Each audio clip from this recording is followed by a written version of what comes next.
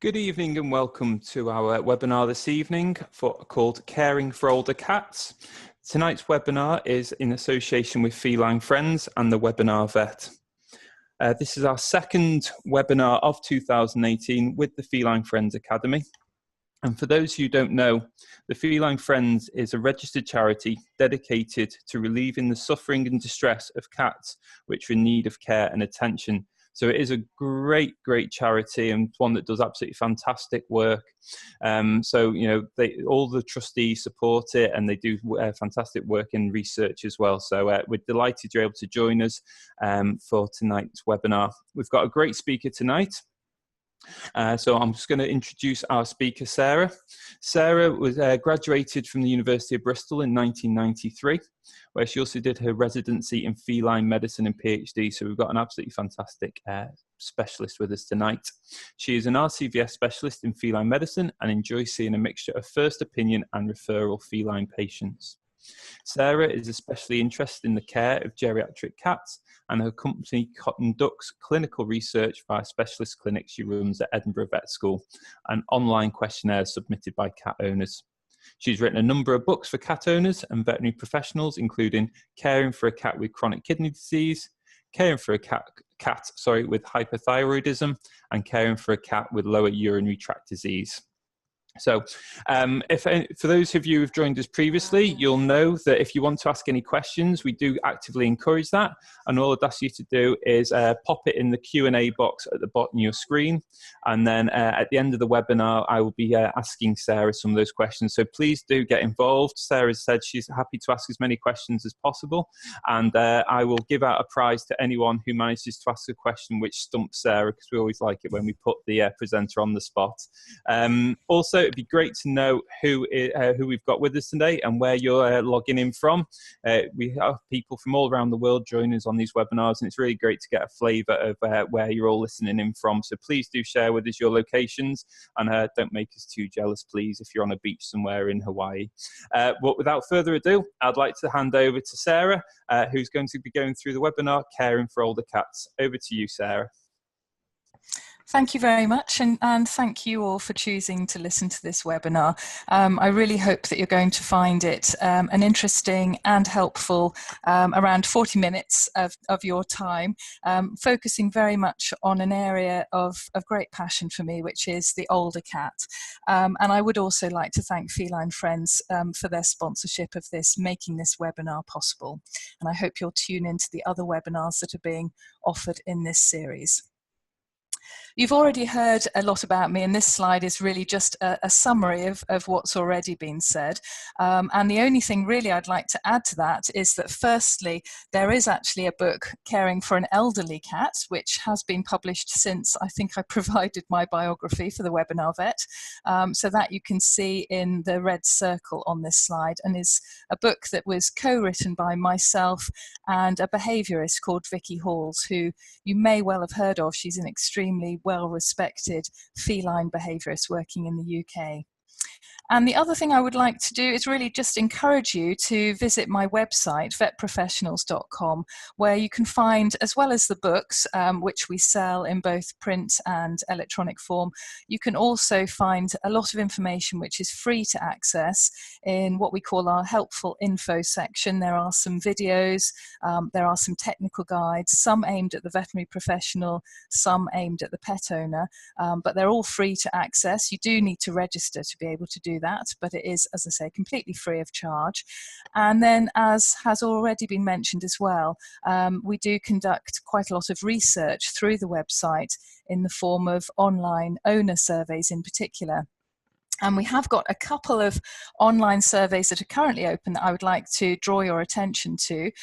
One is a survey that is open to anyone who has cared for a cat with chronic kidney disease, and that can be a cat that is sadly no longer alive, as well as one that you are still caring for. And we're particularly interested in hearing more about your experiences of diet in that cat. So what was recommended and what you felt helped your cat or otherwise. So that's the first one, and you can access that survey through vetprofessionals.com, clicking on the survey tab.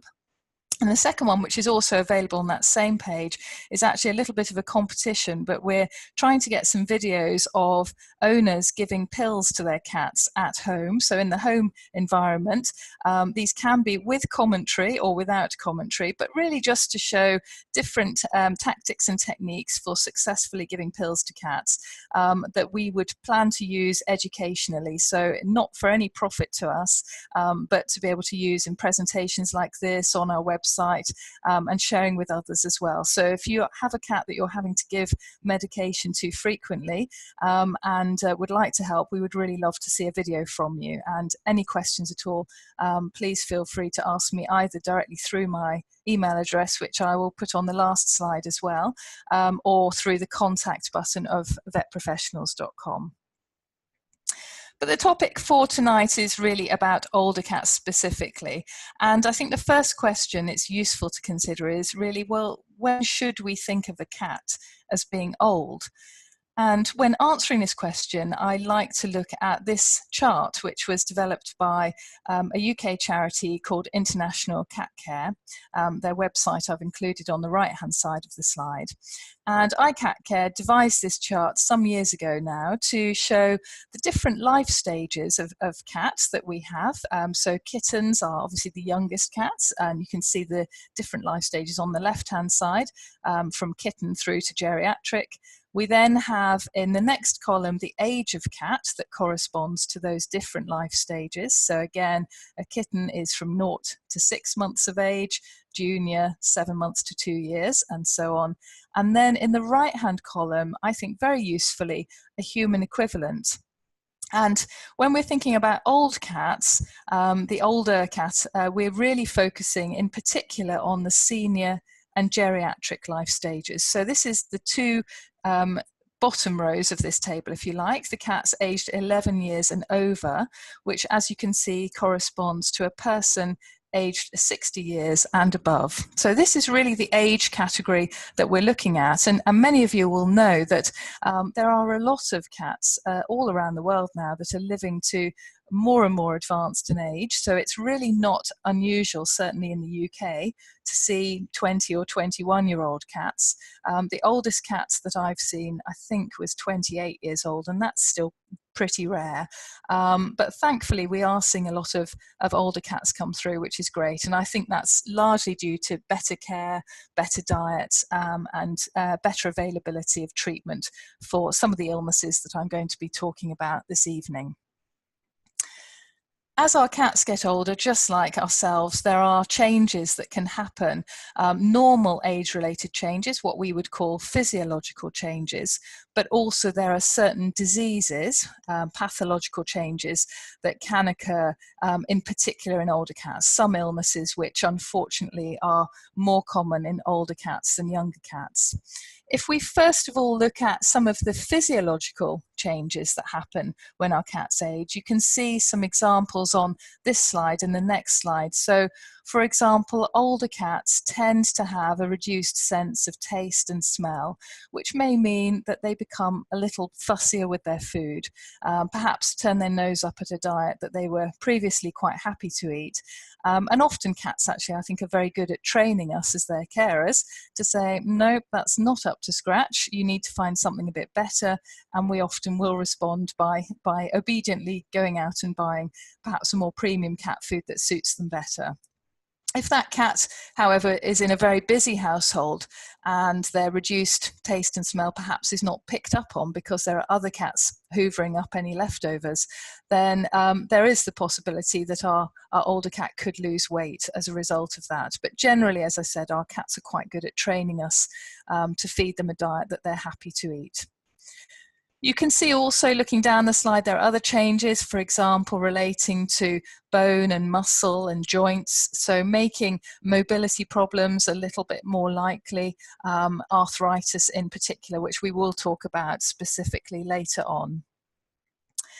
And older cats as well tend to be less good at knowing when they need to drink. So cats in general are very good at coping with with low levels of fluid to be available to them. They in fact evolved from being desert dwelling creatures, so they're very good at surviving on very small amounts of fluid available to them.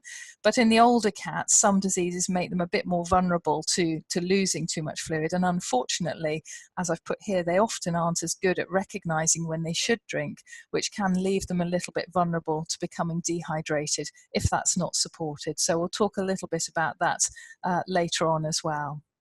And then again, a number of other changes. So for example, some behavior changes that are quite common in cats as they age, that might mean that perhaps they tend to sleep for different amounts of time, or different times of the day, and some behavioral changes.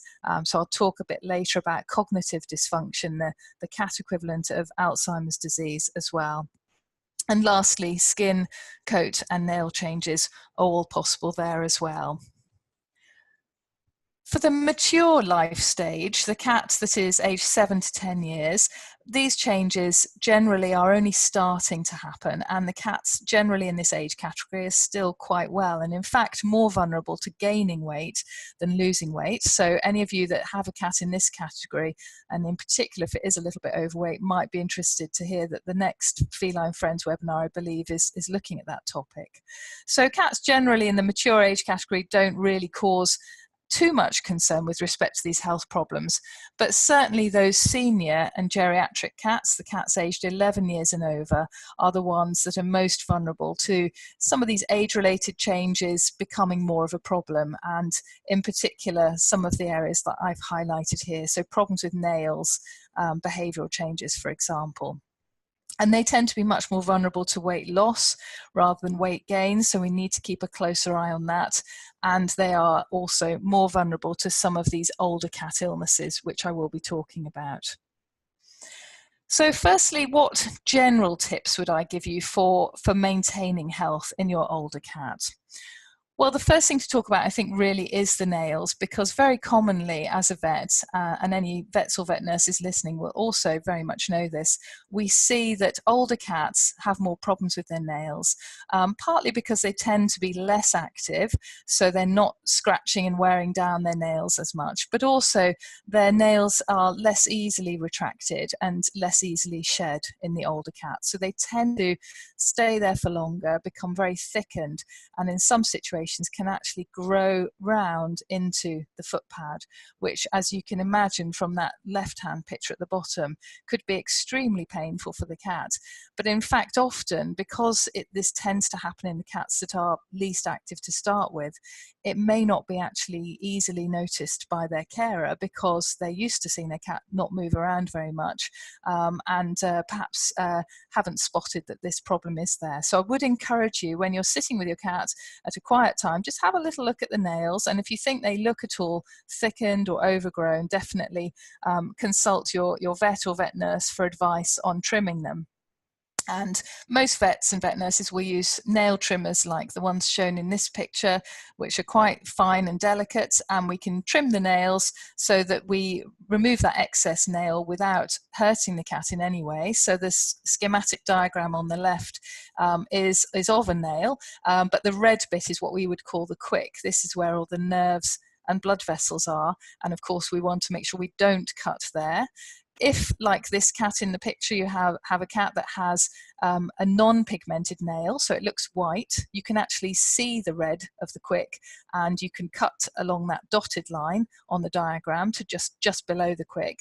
If you have a cat with dark pigmented nails, so you can't see the quick, then you need to be a little bit more cautious, which is hence that dashed line parallel to the base of that quick and the lower part of that nail, but just a little bit lower down to make sure that we don't risk hurting the cat or making it bleed. And if you find your cat does regularly need their nails trimming, then I think it's something worth asking your vet clinic about whether they would train you up to be able to do this at home, because some cats are quite happy for that to be done by their carer at home, and that may save the potential stress of going in and out of the vet clinic. Similarly, grooming, older cats may need a bit more help, particularly if they're long-haired cats and vulnerable to fur mats. So finding ways to keep your cat's coat under control can make them feel better about themselves as well. I would really suggest that anyone caring for an older cat, so this is the 11 years and over, gives the cat the option of using a litter box, even if that cat has free access outside and has traditionally preferred to use the garden to pass urine and feces. And the reason for this is that toileting problems, toileting accidents are more common in older cats for a number of reasons, as listed here. Firstly, the more sort of elderly, fragile cat, perhaps the arthritic cat, perhaps finding it harder to use a cat flap or even to dig a hole in your flower bed in the middle of winter. Also consider that some illnesses can increase the need to go to the toilet. So if your cat's needing to use a litter box frequently, it is, I think, kinder to offer them that option within the home, and also bear in mind those behavioural changes that we briefly mentioned, the Alzheimer's type situation where the cat may just forget where is the way out of the house, and if you can offer a litter box where the cat spends its time, it gives it an opportunity to use that without any concern to you. The ideal litter box, like the ideal bathroom from our perspective, is private. So cats don't like to have a litter box in the middle of a busy corridor or a kitchen or a noisy washing machine, somewhere nice and quiet. And ideally a low-sided tray that's easy for the cat to get in and out, which might include an example like that shown in the bottom picture, but using a different litter to that shown, that rather than those pellets, which could be a little bit uncomfortable to stand on if you have arthritis and are elderly, I would recommend a soft, fine clumping litter, which is much easier also to keep clean, and I think preferable to the cat compared to some of the what I would call deodorizing litters that encourage you to just remove the solids, and the liquid is absorbed by the litter and you just change that once a week. I think that's not generally the cat's first choice, but a clumping litter that's easy to remove the clumped urine as well as obviously the feces is, I think, more the cat's preference. Sometimes we find that that cats, elderly cats in particular, have problems with their appetite. And of course, if you do have any worries about your cat's appetite, it's always, you should discuss that with your vet clinic, because often there is a very sensible reason for that reduction in appetite. And of course, the best treatment is going to be treatment of whatever has caused it. But in this next couple of slides, I'm just going to give you a few tips for things you can do at home to encourage appetite. Perhaps you know why your cat has a poor appetite, but you're looking for ideas to try and help it. So firstly, remember that cats, their preference is to eat little and often. They would often in the wild eat maybe 10 or 20 times a day. So very small meals frequently is more their natural way of eating, but also try not to overwhelm them. My comment here about the buffet not being recommended is really that often if you have a cat that's not eating, the well-intentioned carer might think, well, I've got tuna, I've got sardines, I've got chicken, I've got prawns, and you sort of open everything up that you have in the house and in your fridge that you think your cat might like and put it all out at the same time.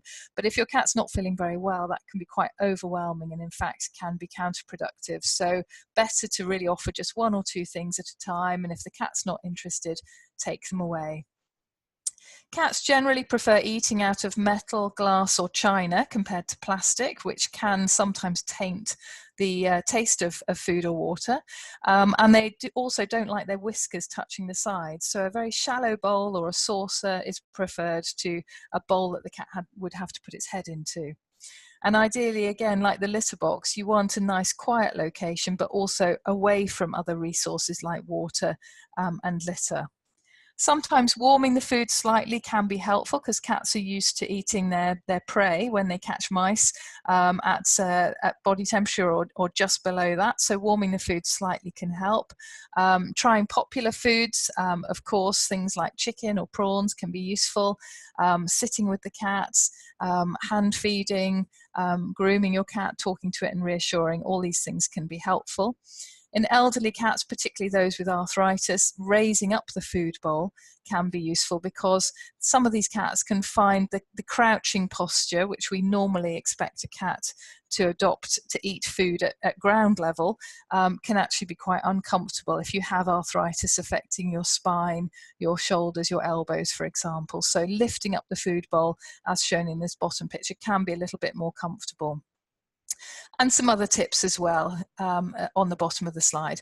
I would say be also very vigilant about what foods you give your cat, in that some things like onions and garlic are poisonous to cats. So if, for example, you want to feed your cat some chicken, which they would often absolutely love, then I would say don't buy the sort of cooked roast chicken you can buy in your supermarket, which typically has been basted in a lovely onion and garlic concoction, which is delicious and of course safe for us as people, but potentially toxic to cats. So just be a little bit careful about the ingredients.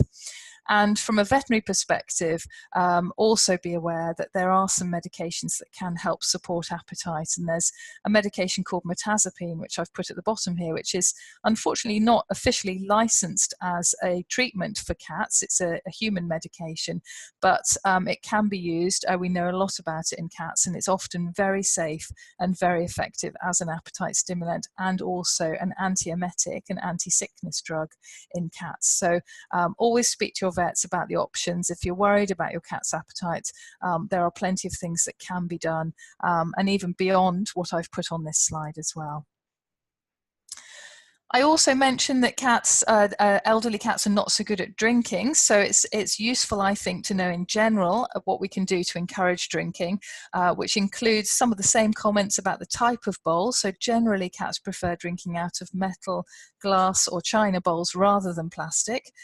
Some cats really like the moving water, so you can see a water fountain being very much enjoyed on the right hand side.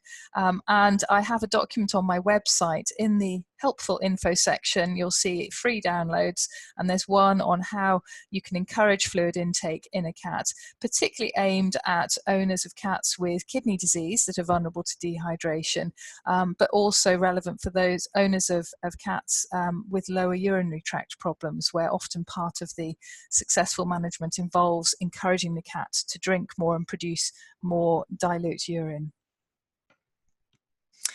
Generally, in terms of health, it's also really good to stimulate your older cat mentally. So make life continue to be interesting. The equivalent of doing the crossword and the Sudoku are really important for that elderly cat. So if it likes looking out of the window, but finds it difficult to get there because of arthritis, find a way to support the cat to be able to get there. Perhaps put a low step or something that will help the cat get on the sofa. Encourage playing with little toys if your cat likes catnip, and they either do or they don't. It's a genetic thing, but if they do like catnip, then catnip containing toys can be very popular as well. So moving on from the general tips and some of the physiological changes that we occur, I'd just like to spend the rest of this presentation mainly focusing on just a brief run through of some of the common old cat illnesses. And I'm just going to really briefly touch on the ones listed here. There are others, and I apologise for not having time to do more. But if you are interested, I would refer you to the book I mentioned, Caring for an Elderly Cat, which has a vast amount of detail on all of these and much more beyond that too. Dental problems you'll probably be aware of as an entity in cats if you've owned a cat or cared for a cat for very long. These are pretty common in cats of any age range, but the elderly cats definitely are a big category for us as vets. And what you might notice as a carer tends to include bad breath, sometimes drooling from the mouth, sometimes some discomfort when the cat's eating, so it maybe favours one side of the mouth, or drops food out of the mouth, or shows other signs of problems as listed on this slide. And dental disease is something that vets are, very familiar with seeing. And in terms of treatment, well, generally this is something that is extremely effective. A cat does need to be anaesthetized. So these pictures show now an anaesthetized cat being examined, firstly to take some dental x-rays, so just like you or I have at the dentist, but with our cat now asleep, so we can look at the tooth roots and see what diseased teeth unfortunately may need to be removed. But we can also clean, scale polish the teeth, and hopefully keep them in good shape so that future treatment is minimized. Chronic kidney disease, another very common illness affecting older cats. It's estimated that this affects more than a third of our elderly cats. And it's typically accompanied by some of the signs that I've listed on this slide. So generally about half of affected cats, owners will notice that the cat is drinking more, perhaps like this cat in the picture, noticeably going to the water bowl more frequently to drink more, has lost weight, and has generally a reduced appetite. Having said that, many cats with kidney disease actually, particularly in the early stages, don't show obvious symptoms, and often when these signs develop, they are quite gradual in their onset and progression. So it falls into a category of illnesses which, as I'll emphasize at the end, I would really encourage you to consider routine preventative health screening tests for, so that we can identify it at an early stage. To diagnose chronic kidney disease, we need to analyse both blood and urine samples. And the urine samples can be collected from the cat at home, from a litter box, what we would call a free catch sample, or you can do a procedure, vets can do a procedure called cystocentesis, which is what that top photo shows. This is rather like a blood sample. We're collecting a sample of urine using our syringe and needle. Of course, needle is going into the bladder where the urine is stored. And this is a very routine procedure which can be done with the cat fully conscious in the vet clinic, and usually extremely swift and effective way of getting a urine sample for you. Once we've got our blood and urine samples, we want to look at how concentrated or dilute the urine is.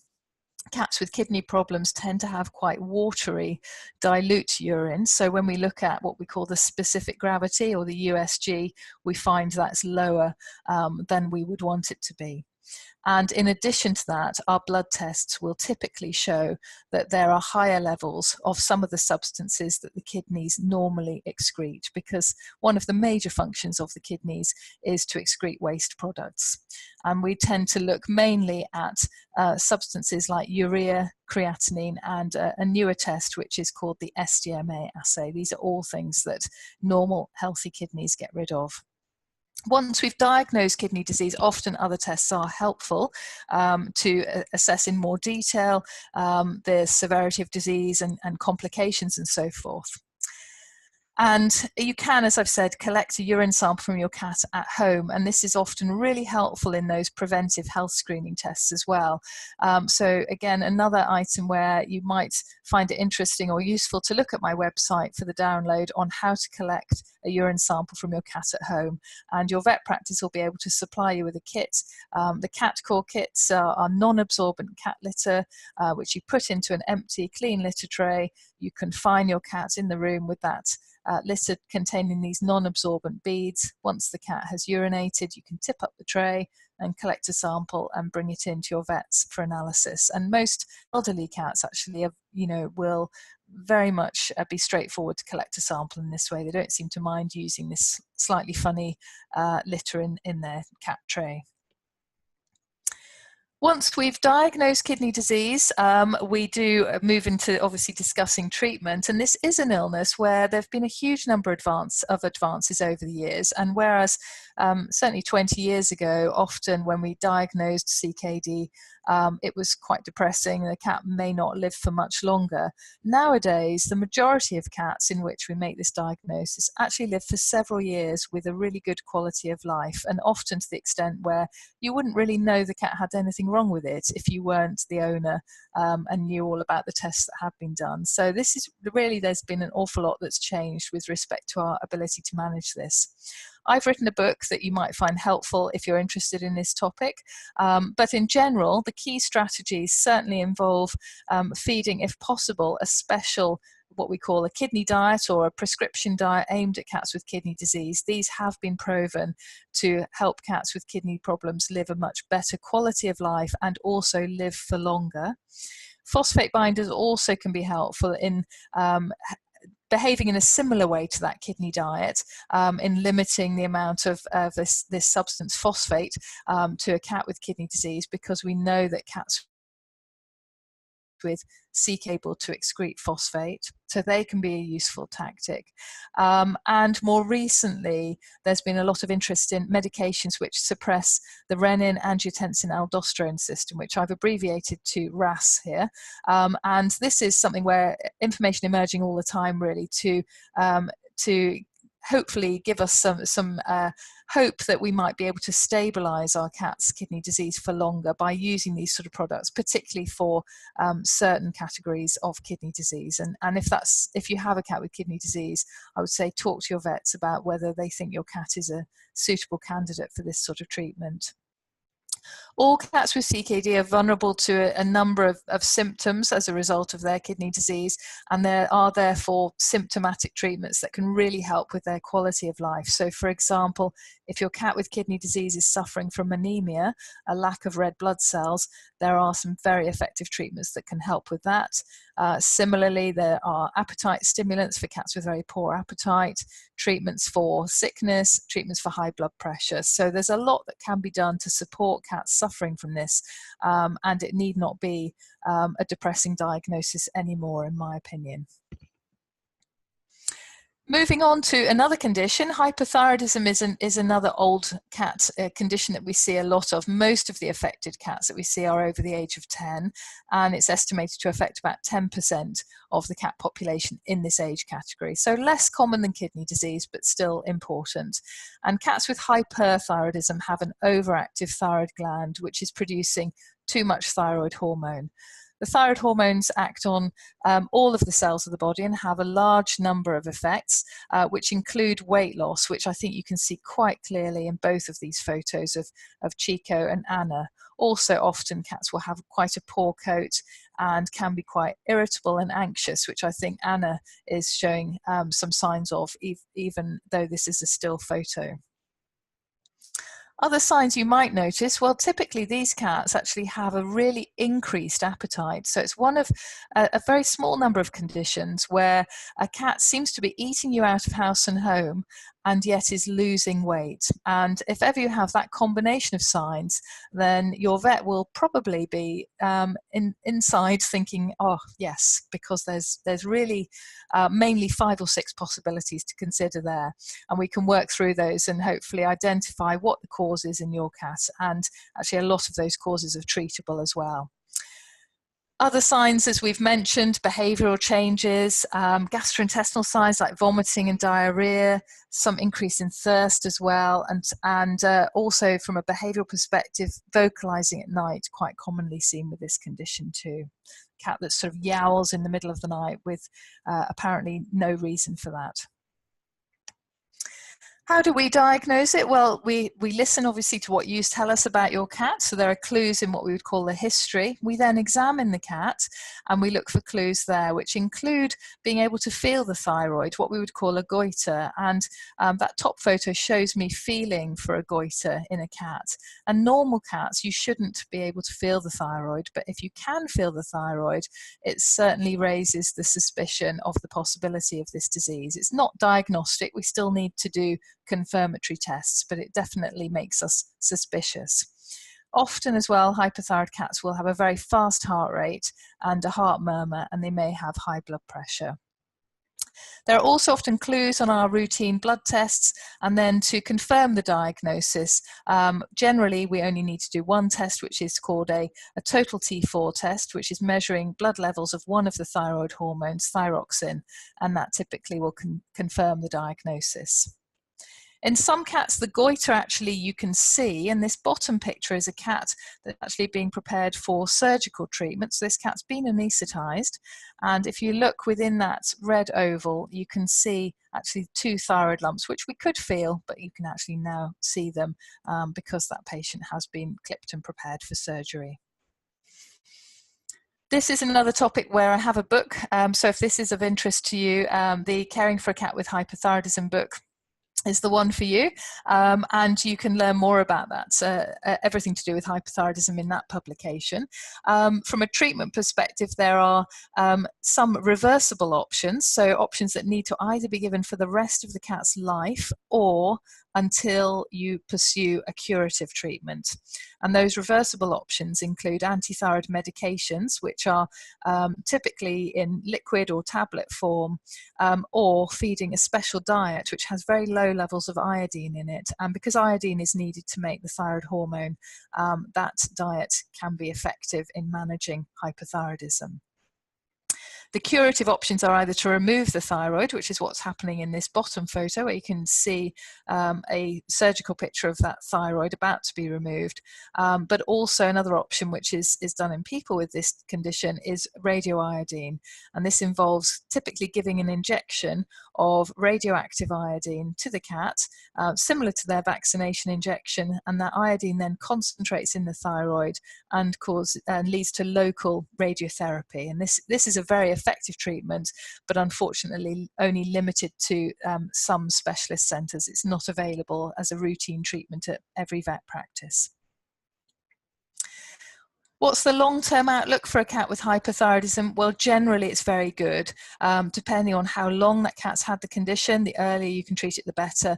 Also depending on whether they've got other illnesses. But you've seen some before pictures. I'm now going to show you some pictures of the same cats following successful treatment of their hyperthyroidism. And you can see they all look much happier. They've gained weight, their coats are in better condition. So this is actually a disease which cats, well, firstly you can potentially cure if you use a treatment like surgery or radioiodine. But even in those cats that are on lifelong medical treatment, you can have a very, very good outcome. A really, in lots of ways, not a bad disease to see in the older cat. Diabetes is another condition that we often see in our older cats. It isn't as common. It's the second most common hormonal condition after hyperthyroidism, but it's much less common than hyperthyroidism. As with diabetes in people, obesity is actually a risk factor for this in cats as well. So try not to let your cats gain too much weight in their earlier years, because one of the risks as a result of that would be the development of diabetes.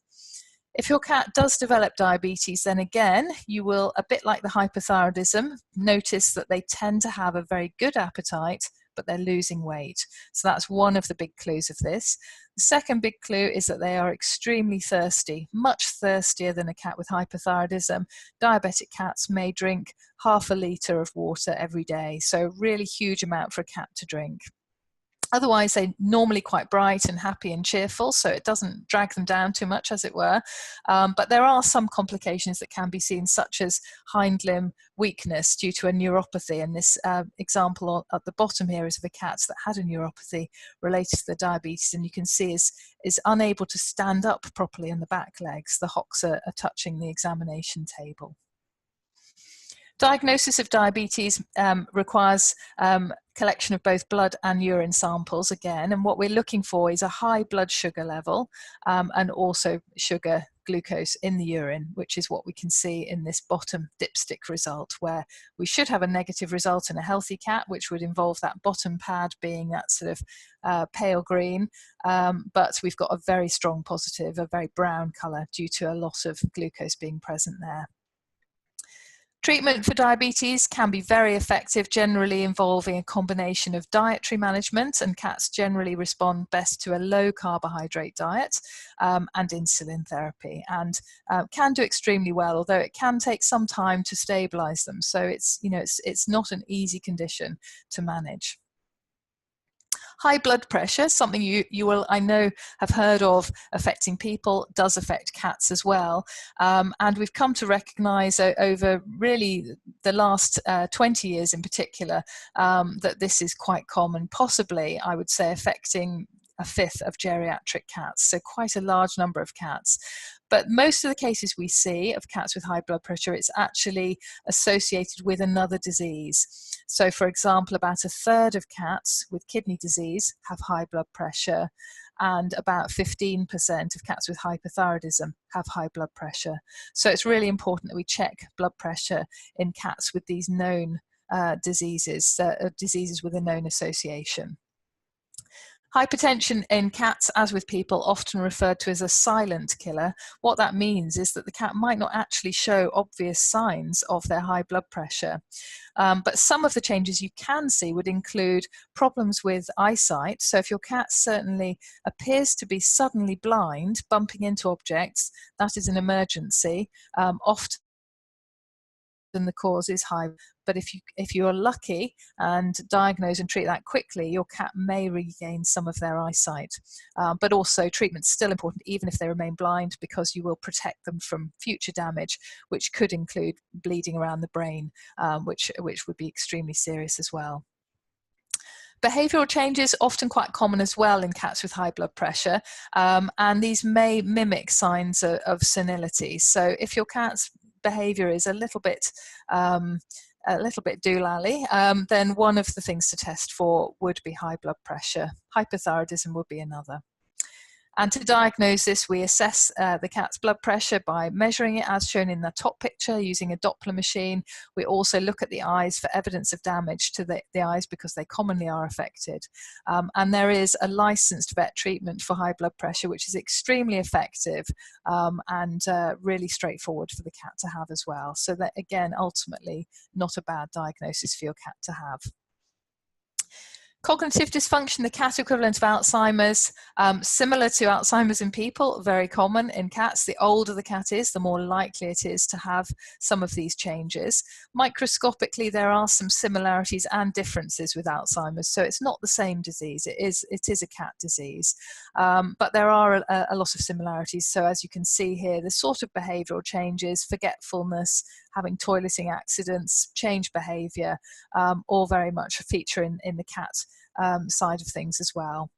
Because we can't make this diagnosis other than by excluding other possibilities, we need to make sure we rule out things like the hyperthyroidism, high blood pressure that we've already mentioned.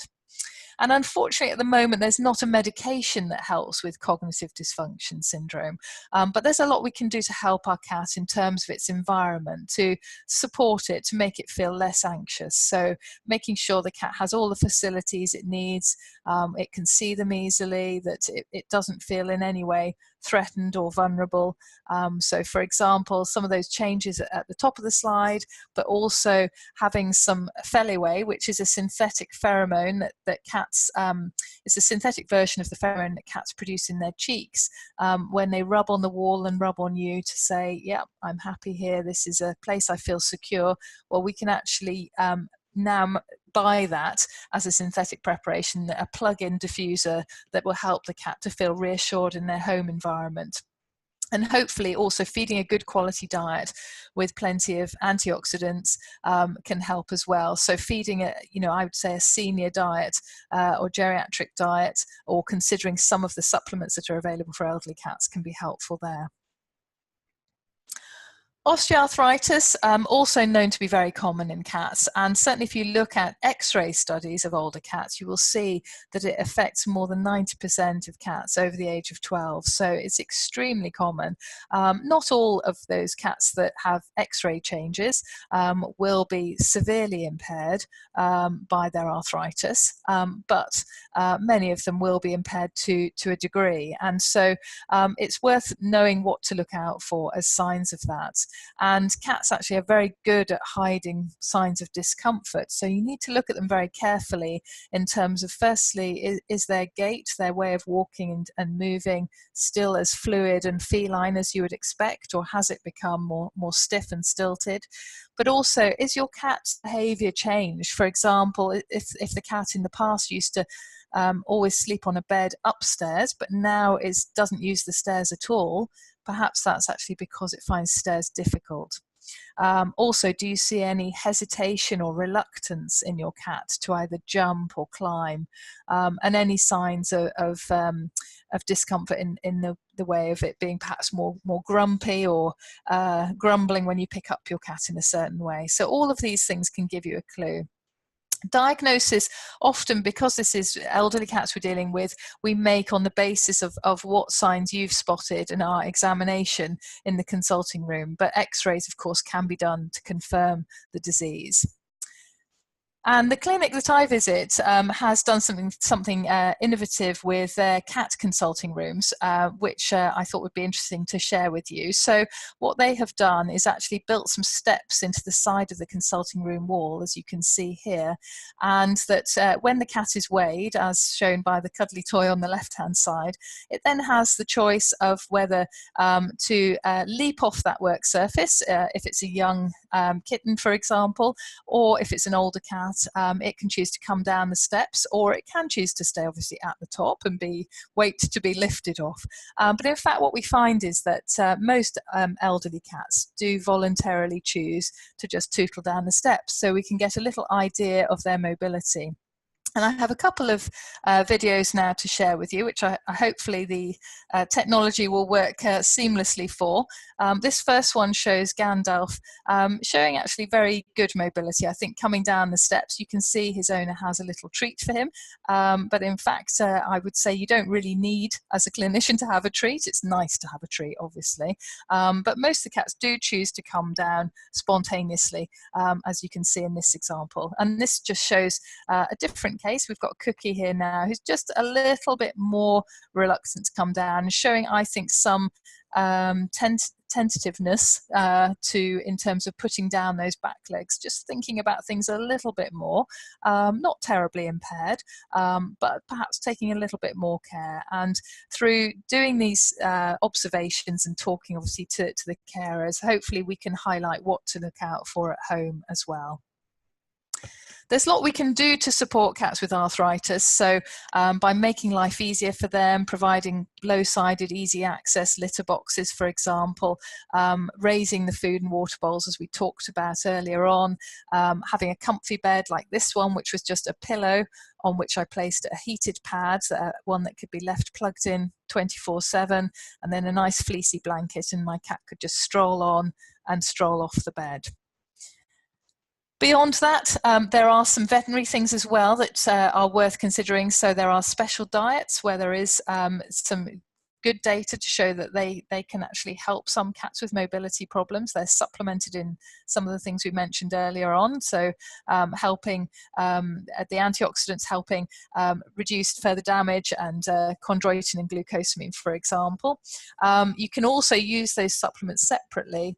And last but definitely not least, there are some really excellent painkillers that are licensed for cats that we can use long term to support cats that have painful conditions like arthritis. So if you think your cat might be affected by this, talk with your vet. And then I think lastly we've got constipation, not the most glamorous of topics, but this is something that also is quite common in elderly cats, particularly those that are not very good at drinking as much as they should and tend to be a little bit dehydrated. If you see your cat straining, it's not always easy to tell whether they're straining to pass urine or feces, and if in doubt, I would say very much go and see your vet for further advice and examination. But happily there's lots of options for constipation as well, and new things appearing on the market all the time in terms of supporting affected cats. So again, there are things we can do to help your cat if it's affected by this. And then very finally, really just a plug for the routine health check in the older cats. All of these illnesses, as I've mentioned, there are management options, and some conditions can be cured, but others can be greatly helped by appropriate care and advice from your vet clinic. But we need to know that the cat has a problem, and unfortunately cats are really good at adapting to and hiding illness, which means it can be really difficult for a carer who lives with their cat every day to spot signs of illness. And this is where the routine health checks become really, really important. What we call subclinical illness, which is illness in a cat that appears to be fine, is actually quite common. So probably more than 30% of the senior cats and more than half of the geriatric cats. But we can do an awful lot to help these cats. And of course, the earlier we make the diagnosis, the better the outcome can be. The charity International Cat Care came up with some guidelines several years ago about what they thought we should as a profession offer to you, the pet owner, in terms of preventive health care. And what's recommended and what I follow is that firstly, cats up to the age of 7 years, we aim to see them once a year to assess health, discuss with you how things are, weigh, examine the cat. But once the cat reaches that mature age category, we start to be a little bit more detailed in our assessment. So if possible, add a blood pressure check and a urine check, and this can be from a sample that you bring into the clinic yourself, really mainly looking at how concentrated or dilute that sample is, and doing a dipstick, which are very what I call cheap and cheerful routine vet tests to do, so should not be expensive things either for you to have. And then once the cat reaches that senior age category, if possible, we see it every 6 months now to check body weight and general health. We check blood pressure every 6 months. We do continue with the annual urine check, but add in an annual blood profile, again, looking for those common health problems so that we can identify them and manage them appropriately at an earlier stage. And lastly, for the geriatric cats, really it's again just seeing them a little bit more frequently. So if possible, that health check every 3 months, 6 monthly blood pressure and urine check, and once a year blood work. So I'd really encourage you to, where these are offered by your vet clinic, really follow them and monitor your cats as closely as possible so that you can identify problems at an earlier stage. And one of the most basic things that we look at as vets in terms of assessing health is actually whether the cat's lost any weight. And so having the ability to weigh your cat, and you can actually buy pediatric scales from online sources, relatively inexpensive, might be something of interest to you as well, and check your elderly cat's weight perhaps every month or every 3 months to keep an eye.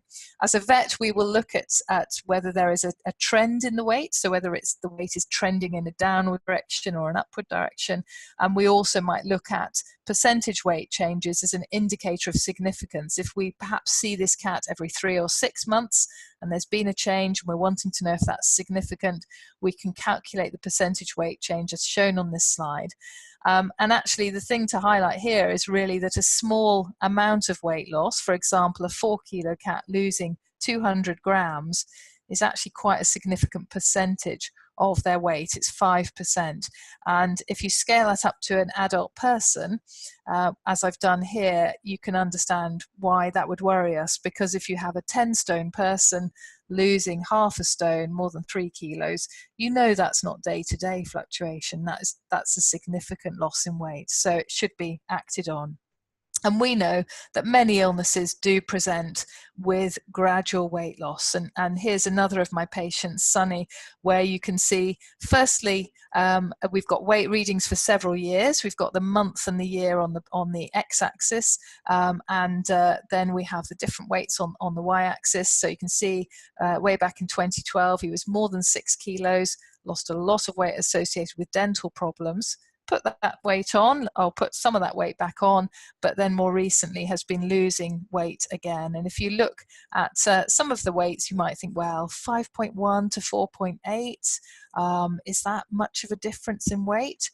But that's that time point number 2, and that's, we can see, is 6.6% weight loss. So yes, it is. He's lost quite a lot of weight quite steadily. And in fact, kidney disease was one of his diagnoses, and happy to say his weight's very much improved now.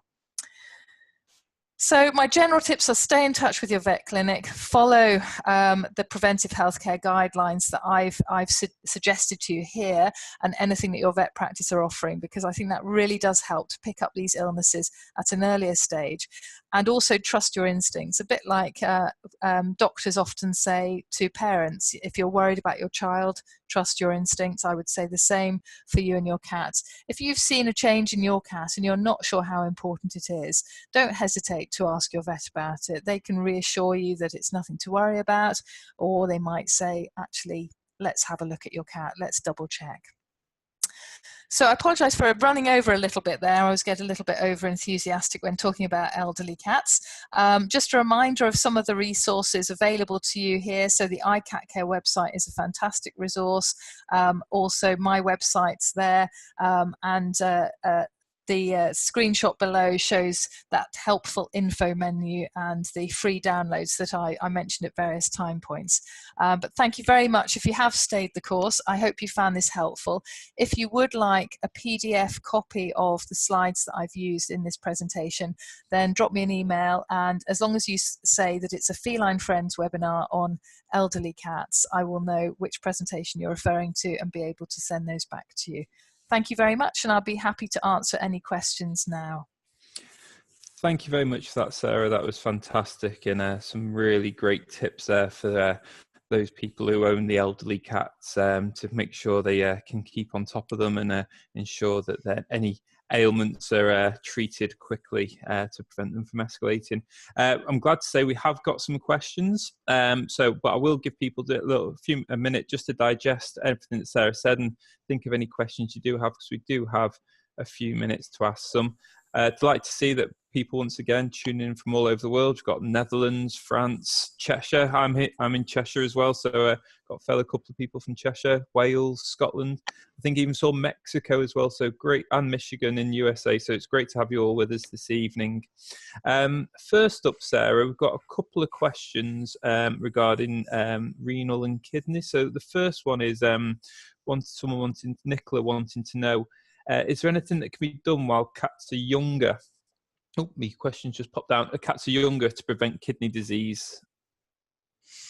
Oh, that's a great question, and I'm often asked, and we are learning more and more all the time about causes of kidney disease, but at the moment, I don't think there's anything I can say that really is useful to you in terms of prevention.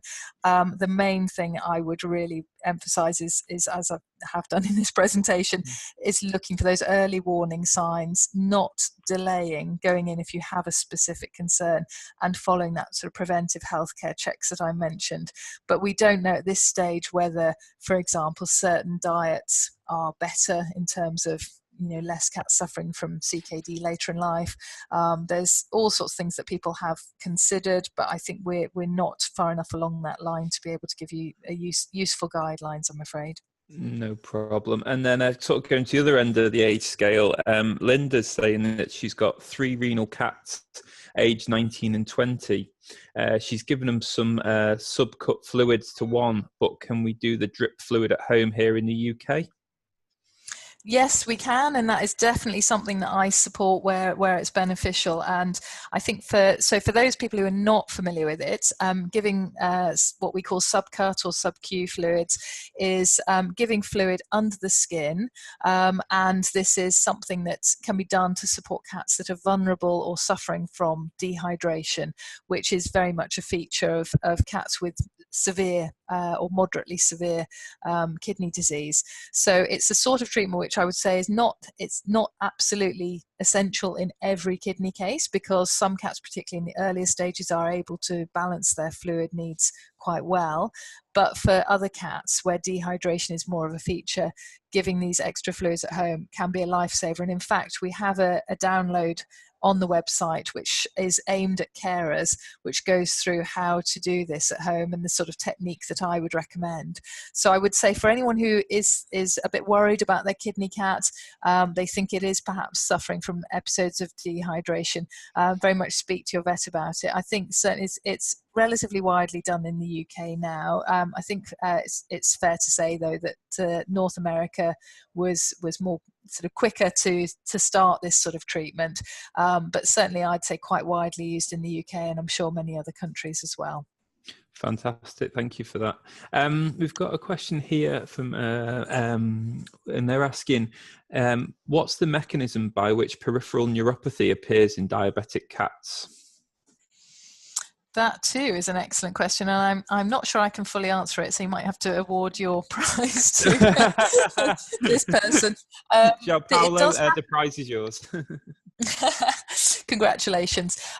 Simplistically, but this is definitely an oversimplification, it's thought to be because of poor glycemic control. So the cat that has been diabetic for a longer period of time, or whose diabetes has been harder to stabilize, will be much more vulnerable. That much is, I think, uncontroversial. But exactly what's happening at a sort of cellular level, I can't actually answer that question for you. I think certainly it does happen in other species, such as people, and I'm sure there is some information out there, but I can't probably say much more than that. And if it's something that is particularly of concern to you, you're welcome to email me and I can dig out some relevant references for you.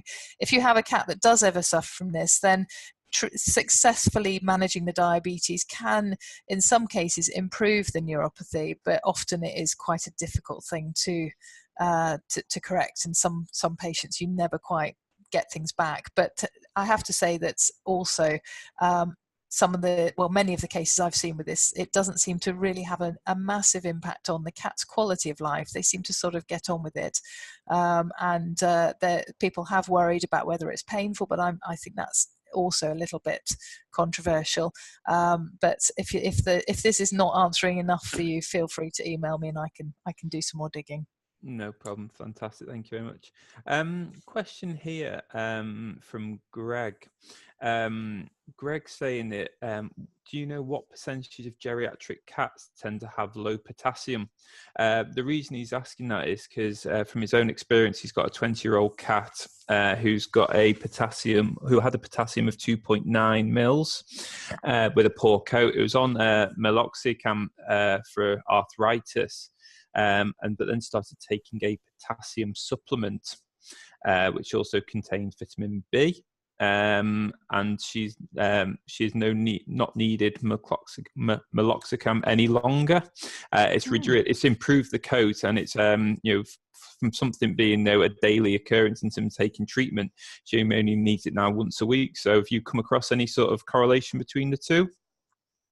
Well, certainly low potassium will cause muscle weakness, and I guess the one possibility would be that was manifested in the cat as looking uncomfortable, and hence perhaps the meloxicam, because if your potassium levels are as low as 2 point something, which clearly they have been at least at some point in your cat, the muscles will be quite weak, and that can affect mobility and ease of getting around. But once it's corrected, actually that ability is very much improved, so that would fit. Potassium of 2 point anything is relatively uncommon in cats, but important causes of that would include kidney disease and also a condition called hyperaldosteronism, which is the sort of lay term that's often used is Conn's disease, which is with 2 N's. That's named after the human Conn's disease. So if you are interested, have a little Google of that and maybe talk to your vets about it, because it certainly might be worth considering further diagnostics for the potassium. Even if it has bounced back with therapy, it's quite, as I say, quite unusual to have a potassium that low. There might be an underlying reason which would also benefit from further management. No problem. That's fantastic. Just having a look through questions still coming in. We're just going to probably ask you 2 more questions, if that's all right, Sarah, because there are a few absolutely. more, but I'm conscious that time is ticking on. Got one here. One quite it'd be interesting to get your take on this. Do cats get white coat syndrome? Much like some of us humans, where we're going to the doctors and next thing our blood pressure spikes. Have you seen any sort of cases of that being a similar symptom in cats? Absolutely. So yes, whoever you are, you're very much on the ball. And yes, this is actually one of the sort of headaches we have as a profession, actually, in diagnosing high blood pressure in cats, in that we can't just have a single high reading and say, oh yeah, diagnosis complete, which is partly why I mentioned the eye examination, because if you have got a high reading and you've got pathology, disease in the eyes, for example, bleeding or retinal detachment, that helps to corroborate that. We don't know how common the white coat syndrome is in cats. There have been some studies done, and I would say, certainly 10-20% would be, at a conservative estimate of how common it is, and the magnitude can vary. So some cats, even that might not visibly look that stressed, can have quite high readings that subsequently, with repeat readings being fine, you sort of think, well, that must have been, a white coat effect. Yeah. So you're absolutely right, and it's definitely an issue we battle. And do you think it'd be worth people going to a cat-only clinic to reduce maybe the stress? Because obviously I know that quite a few vet practices now offer sort of separate waiting rooms for cats and dogs and that sort of thing. So if you think if their cat is suffering from that sort of symptom, then it might be worth going to one that is got a specific cat-friendly section sort of thing within the practice. Yes, absolutely, and I think also just speaking to the vet about it. So, for example, often the clinics that I go to for the sort of stressy cats that you worry about, a lunchtime appointment when no one else is seeing cases, where the clinic is really quiet. So even if there's a shared waiting room, you're not having to worry about the dogs, and definitely as calm and quiet and low stress as possible. All these things can definitely make a difference. But speak with your vet practice, because you may find, that they have one of the branch surgeries is, much more quiet and cat friendly as well. So it's worth exploring those options. No problem. Well, I'm just going to ask one last question. I know there's plenty more, but unfortunately I've not got time to go through all of them. But I'm going to ask this one because it's relevant to myself as well. I've got a 15-year-old cat, and I'm surprised people haven't heard on the microphone or walking around and yapping away. She's pretty vocal, and Sarah's also got a 21-year-old cat who says is very vocal, and wants a lot of physical contact. Is this indicative of cognitive dysfunction? It's definitely a common sign of cognitive dysfunction, but unfortunately there's not a sort of good test for cognitive dysfunction that we can do. There's not a sort of blood test or a scan that will show that up. So I would encourage you, again, speak to your vets if you this is an issue you're seeing in your cat, and probably some of the really key things to rule out would include high blood pressure and hyperthyroidism. And the great thing about either or both of those possibilities is that there are treatments for them that may well reverse the behavioural changes that you're seeing. So I would definitely explore that. But in the absence of anything detectable and identifiably wrong with your cat on blood tests and checks and everything else, then yes, cognitive dysfunction is the next thing. And there are some tactics that you can follow if the nighttime vocalization is distressing to you. Often a lot of the cat owners that I deal with are, extremely dedicated and will sacrifice their own well-being really for their cats. But it can, over a period of months or years, that of course can be unsustainable. But there are tactics you can follow to try and minimize the nighttime vocalizing. And probably the best way to summarize that is either email me or preferably buy my book, Caring for an Elderly Cat, because it actually goes through it there from Vicky Hall's The Behaviourist. Really talks very nicely about how to manage all these sort of common old cat behavioural issues to the best of your ability. Thanks for that. And I think that's why I say other cat books are available if you're on the BBC as well. But no, thank you very much, Sarah. We've had some fantastic feedback. Lots of people saying very informative, absolutely fantastic content, great and clear. So people really appreciating tonight's webinar. Our next webinar is on the 21st of March, and in response to an anonymous attendee from North London who was asking about a kidney diet being suitable for overweight cats, this webinar on the 21st of March will be just for you. It is entitled Looking at the Flabby Felines and Cuddly Kitties, so the growing problem with feline obesity. So there you are with regards to that. So if you are interested in maintaining a cat's weight and how you can tackle obesity within within felines, then please do tune into that on the 21st of March. My colleague Catherine has put the link in the chat box on the right hand side, so you can click in there and register for that now. So once again, just leave and say thank you very much to the Feline Friends Academy for sponsoring this. Hopefully you've all taken something away from this. Please do, as I say, Sarah's very kindly put her email address at the top of the last slide there. So if you do want to get in touch, please do. But please do make it clear that it's in response to attending the Feline Friends Academy, so she knows where you're coming from. So thank you very much again, Sarah. It's been absolutely a pleasure, and I wish you all a good night, and we look forward to seeing you again on the 21st of March. Thank you.